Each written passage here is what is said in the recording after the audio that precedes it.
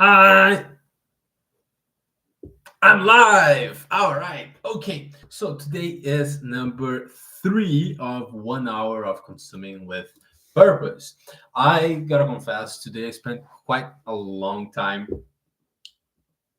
not doing nothing, but reading useless stuff on social media. So I've consumed a lot today. Unfortunately, I didn't like that, but we're here for another hour. Oh, actually, today's not 1 hour. Today is going to be half an hour because I messed up my schedule here, and yeah, it has to be half an hour. So we're going to be reading two, possibly one and a half articles today. If this is your first time here, I'm reading every single day. Well, I just skipped Saturday and Sunday because I was busy, but every single day I'm reading 1 hour of different articles, newsletter, maybe books. I don't know.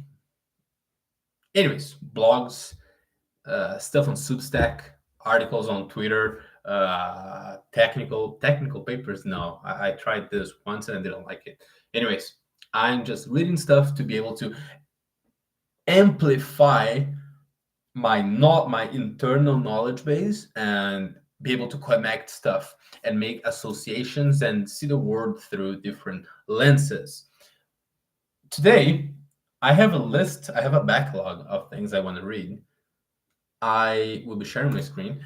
I honestly, well, you know what? I'm just going to open two here. Whoops, the screen. We have to share live streaming. No, this one. Share. Awesome. Let me close this. Let me put on do not disturb. Please do not disturb me. Awesome. Number one, we're going to be reading. I failed 7 times before making 400K month. Oh shit, I just sent. Anyways, the link is in the chat for anyone who watches this and wants to read or just follow along. Okay. Oh yeah, what am I doing? I need my phone because I'm gonna record this. Hold on.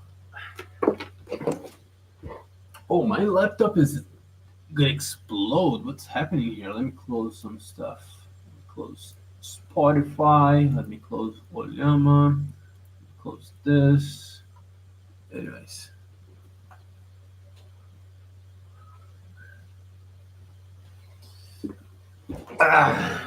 All right.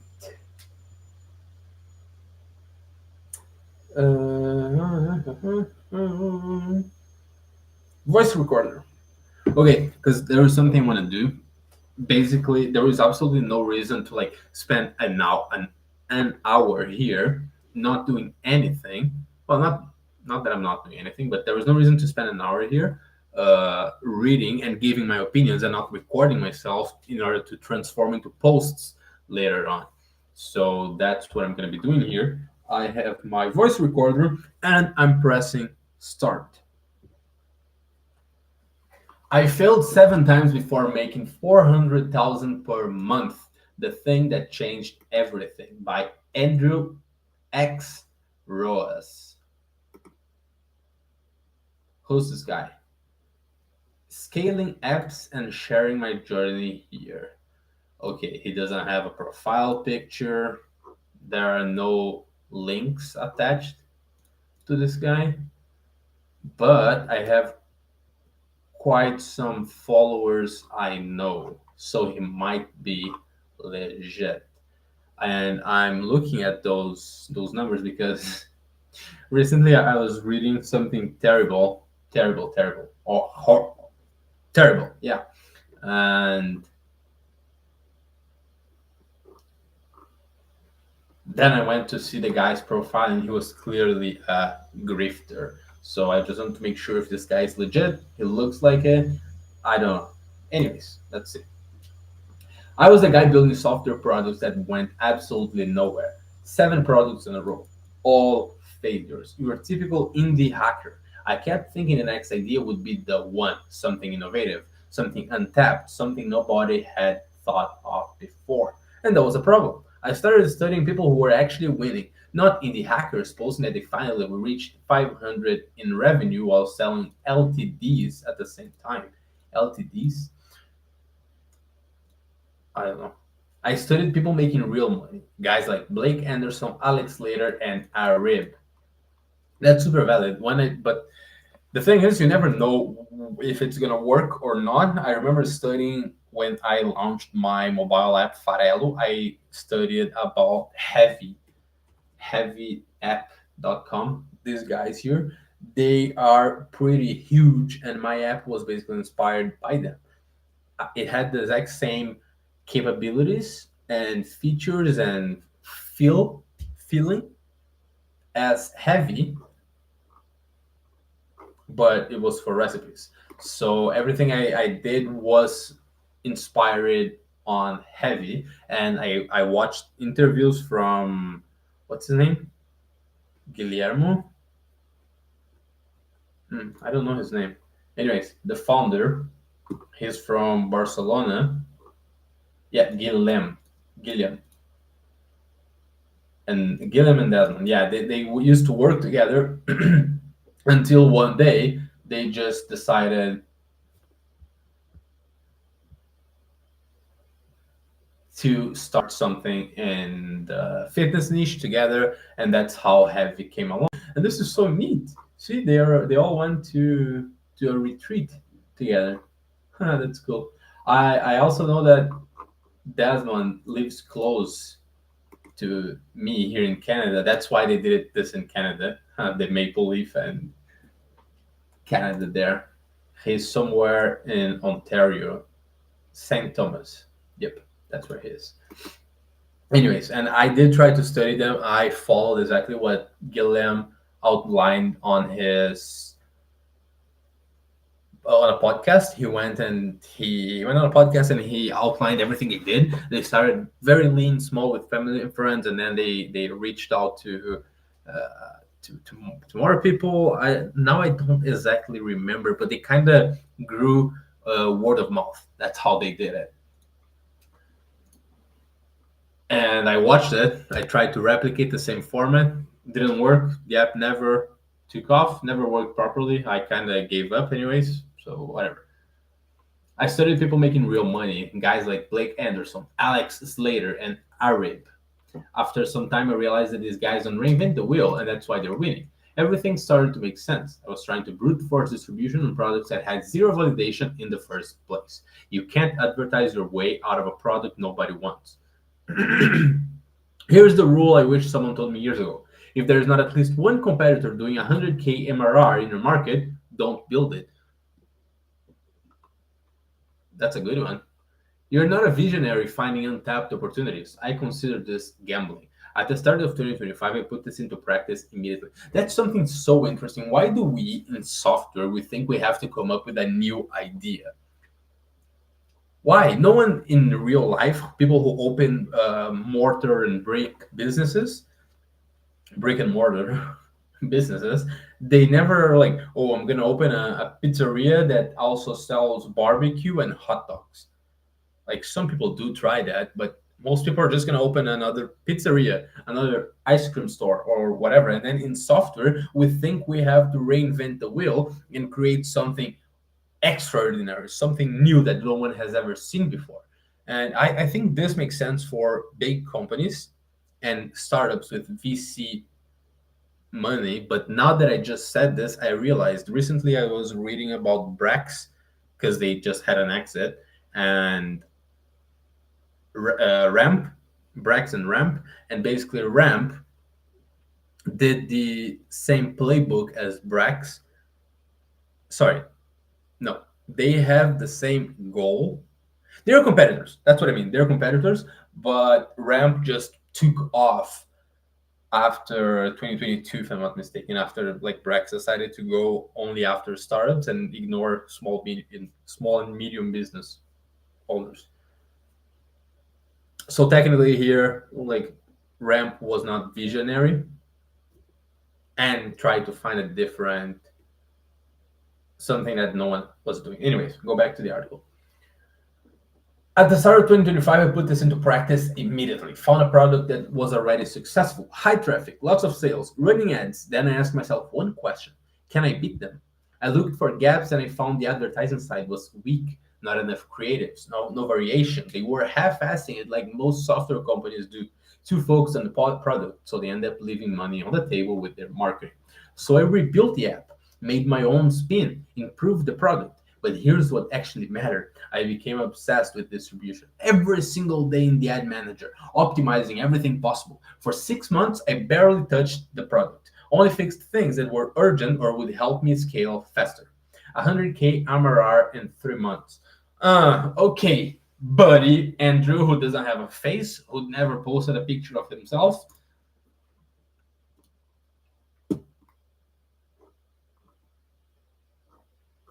Sure, buddy Andrew. Anyways, now pacing towards 500K. Most people think this growth is impossible because they're consuming content from indie hackers who romanticize struggling. I was there too, but there's nothing useful there. You don't learn marketing, you learn to post your product in communities where people either don't care or actively hate you for self promoting. Do proper advertising. Learn TikTok organic, Instagram organic, or just master paid ads. But don't fall for the bullshit that exponential growth is unrealistic and you only have to do things that don't scale. In my honest opinion, do things that don't scale is the worst advice because people keep doing them forever. You should only do them very shortly at the start. Copy what's validated, find your edge, outwork them on distribution. That's it. If you don't believe this is possible, that's fine. I don't really care. I've shown the proof countless times already.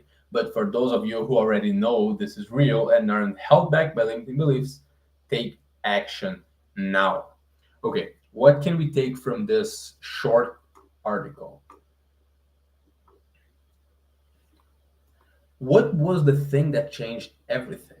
If I had to say the thing that changed everything, what I understand from this is that you should basically ignore indie hackers and follow the playbook of people who already did what you're trying to do. Oh, actually, the thing that changed everything was building in an industry where you have a competitor doing 100K monthly recurring revenue. That's what the thing that changed everything. Yep, that's it. Okay. And then he recommends to ignore indie hackers and build a proper product without caring so much about the product, but doing a lot of fucking marketing and do proper advertising, learn TikTok organic, Instagram organic, or just master paid ads. But don't fall for the bullshit that exponential growth is unrealistic and you don't only do have to do things that don't scale. All right. So my takeaway from this is if you decide to build something, make sure that there is a competitor doing lots of money in the market before going all in. And then ignore the product and focus on marketing. And that's what my friend Victor and I are doing with our new product that's going to be released in, well, I have no idea. We're first going to go after the customers. We have a half-assed, not half-assed, but half-baked, yeah, let's say half-baked product, and we're going to find customers first. If no customers found, move on to the next. Awesome. That's it. I failed 7 times before making 400K a month. Awesome. Saved. First one. Now, friends, I'm gonna get myself some water because I'm very thirsty. There's no one here. I hope no one comes in while I'm gone.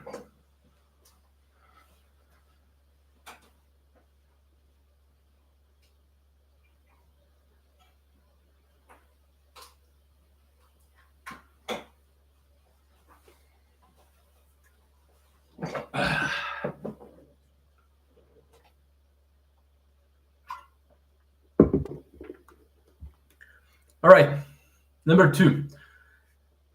That was a good one. That was a good one. Yeah. Yeah, not enough. So there is something I have on my personal website, arturoduarte.dev. I have this list of lists, and in here I have this curated collection of resources across various topics. Click any link with a story to learn more. Well, this. Anyways, here I have all of them are videos or articles or blogs or like anything that you can consume, content for you to consume, and things that I've saved before and I really like.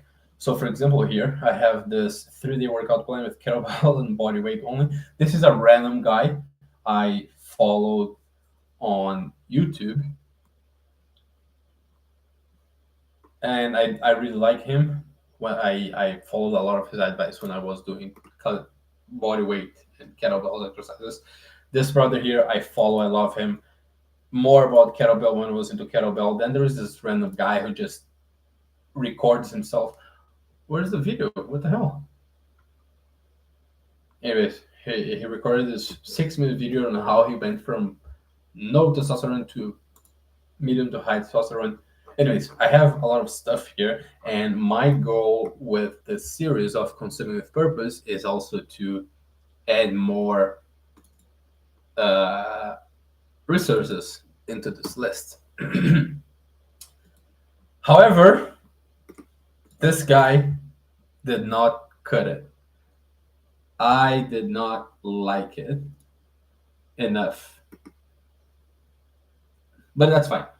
Let's move on to the next. This is the second and last one, called The Lost Generation by Jacob Savage. Why is there this little shit? That's so weird. Anyways. Oh shit. That's a big long one. No. Liar's Valuation. That's what we're looking for. This one I'm pretty sure I can finish. This one is about how startup valuation and what early employees should know before signing. We have models solving international math Olympiad problems, AI writing production code, diagnosing diseases, passing the bar. Yet CEOs of the best startups still can't tell bookings from revenue from ARR at first glance. Neither can most GPs at venture funds. The journalists covering these companies are building headlines too fast to actually ask. Last week, a friend asked me about their offer to a hot AI company's $10 billion valuation. They had no idea what that number actually meant, how the round was structured, what the lead investor really paid. They saw the headline and assumed their equity was valuable. It's 2021 again, and 2015 again. Same game, same victims, just different buzzwords. Before I go further, this post is about understanding what you're signing up for, not about whether you should sign up. So some of the best career decisions are financially irrational. You might join a company because you believe in the mission, because the team is exceptional, because you learn things you can't learn anywhere else. I've made those choices myself. But even irrational decisions deserve clear eyes. Your time is the only asset you can't make more of. You should know what you're trading it for.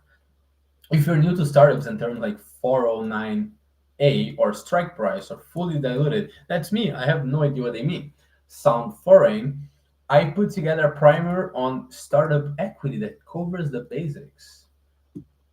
Oh, is this a book to buy?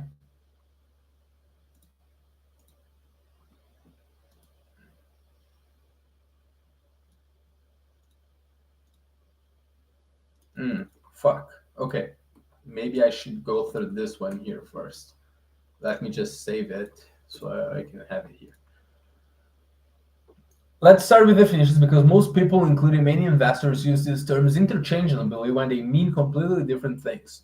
Bookings are promises. A customer signs a contract saying they'll pay you $120,000 over 3 years. You've booked $120,000, but you haven't collected it yet. They might pay monthly. They might churn in year 2. The booking is a commitment, not cash in hand. Revenue recognition. Okay. Revenue recognition and cash flow are not the same thing, nor do they have to be. Revenue is what you've actually earned Under accounting rules, you recognize revenue as they deliver the service. That's 120,000 3-year contract becomes 40,000 per year. Recognized as you provide the product. Actually, as you deliver the service. ARR is annual recurring revenue, and it used to mean something specific.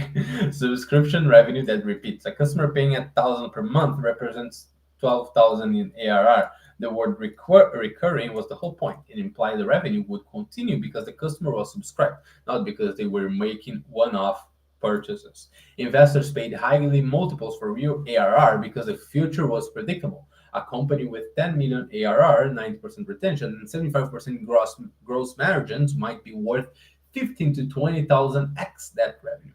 The subscription persists. Customers expand over time. You can model it. That definition is now the new formula. Take last month's revenue, multiply by 12, and call it ARR. Yeah. Doesn't matter if it's transactional revenue, doesn't matter if margins are 15, doesn't matter if customers buy once, never return. Multiply by 12, call it ARR, and suddenly you're being compared to Salesforce.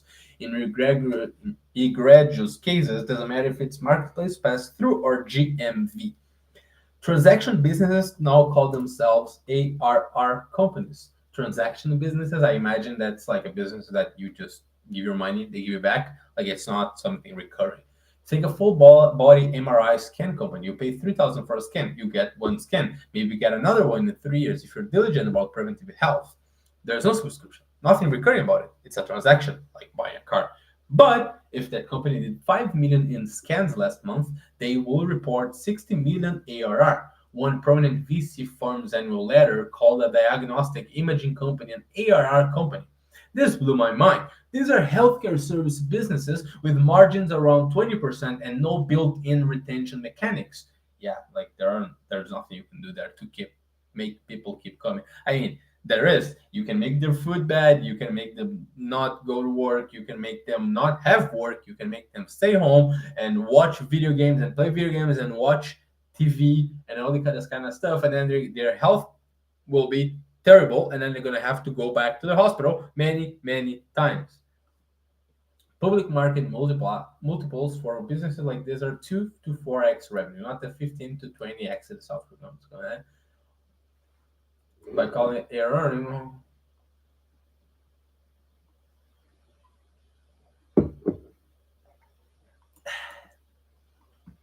finance companies with transaction revenue do this too. Some of the hottest fintech companies report massive ARR numbers. Dig into the composition, 80 to 90% of that ARR is transaction revenue from card swipes and payment processing, not subscriptions, not recurring in any meaningful sense. If customers swipe less next month, okay, brother, I understood. Hybrid models are even messier. A vibe coding platform sells you a seat for $20 per month. That's subscription revenue.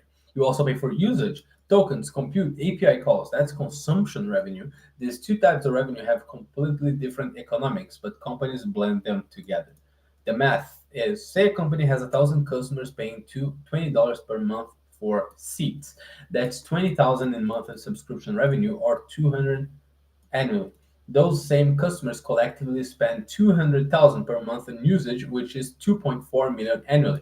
Total annual revenue is 2.64 million. The company reports 2.6 million ARR as a single number, even though the monthly subscription revenue is only this. Yeah, but the subscription piece and the usage piece are fundamentally different. The subscription revenue is predictable with decent margins and probably good retention. The usage revenue swings wildly month to month, and margins are often brutal because you're paying OpenAI or Anthropic for API calls and marking them up by 20%. Blending them into one ARR number hides everything important. A business that's 90% usage based gets compared to a business that's 90% subscription based, as if they are equivalent. They're not. Creative counting is the worst offender. Creative counting. Free trials counted as ARR by assuming they will all convert. Who does that? Monthly customers multiply by 12. I think he's just making stuff up at this point.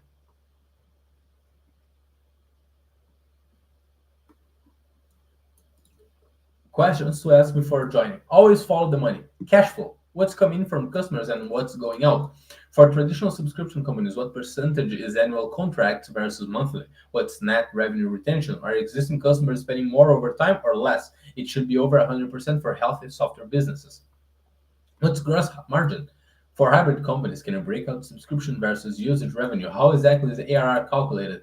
Okay, so but when do you ask this? You ask this to the fucking recruiter. The recruiter doesn't know anything about anything.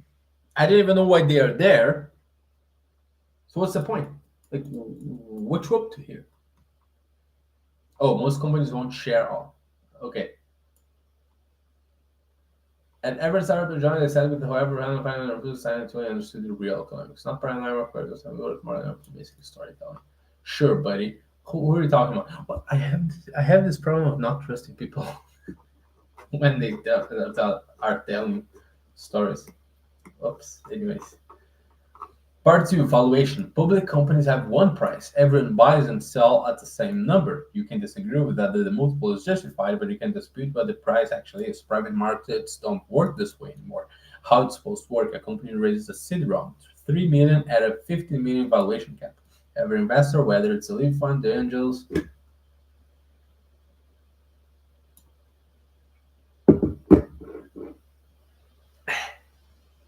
your equity grants based on that valuation, your strike price will value the price. Everyone's playing the same game with the same shows that you have theory rounds where different investors pay wildly different prices, but only the highest price gets announced. Venture funds have ownership targets. They need to own a meaningful percentage of winners to generate returns.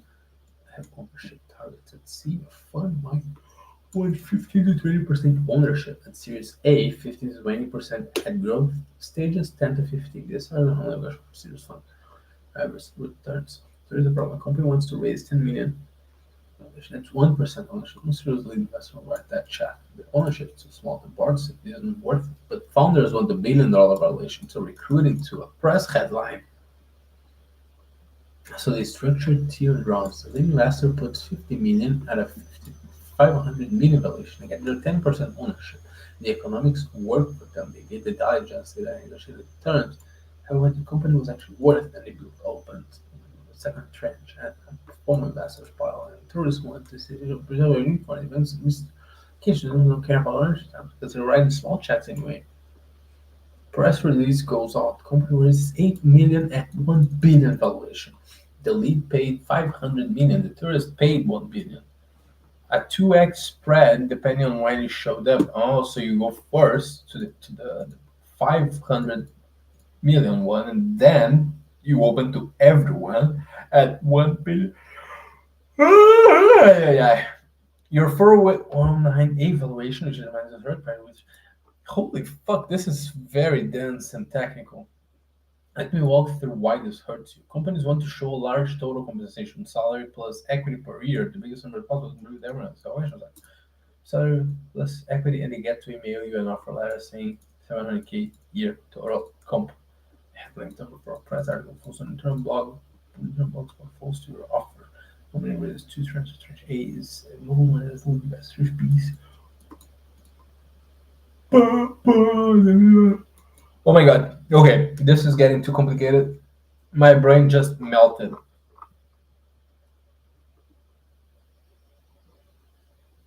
Like for me, he's just repeating himself.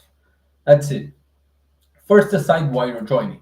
If you're joining to learn, to break into an industry, to work with people who will make you better, to build something you believe in, those are valid reasons that have nothing to do with financial math. Exactly. In my case, for example, I did not care about financial math at all. I just needed to get into the market. That's the truth.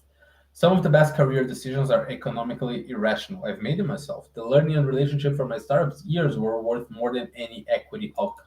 But even irrational decisions deserve understanding. Know what you're signing up for. Know what the equity is probably worth, and make the choice with clear eyes. If financial outcome matters to you, do the work, scratch that, ask the question from the spokes. Companies playing games will reflect that blah blah.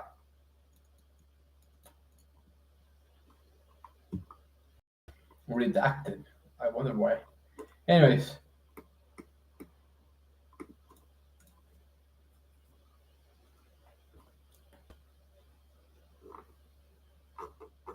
okay, great shit. Thank you, Nick Conge. this might be valuable to someone. Oh, let me even send it in the chat. Okay, so here we have liar. What early? Oops.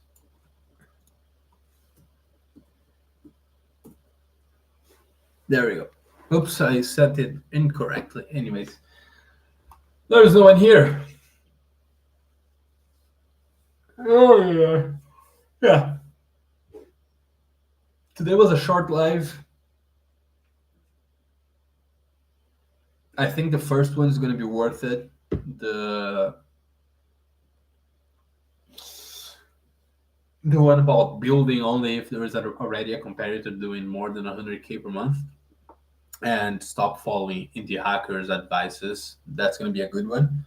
So it wasn't a waste of time. I hope you liked it, and tamo junto, é só começo.